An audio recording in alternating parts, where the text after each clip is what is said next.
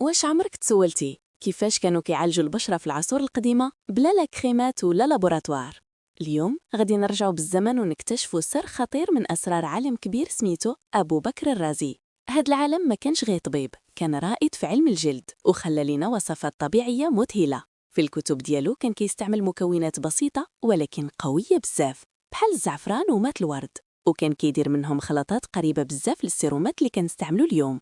ولكن المفاجأة هو أنه سبق العلم الحديث بقرون، حيث فهم واحد الحاجة مهمة: التوازن ديال حموضة البشرة والحماية ديال الحاجز الطبيعي ديال الجلد. يعني كان كيعرف كيفاش يخلي البشرة صحية بلا مواد كيماوية قاصحة.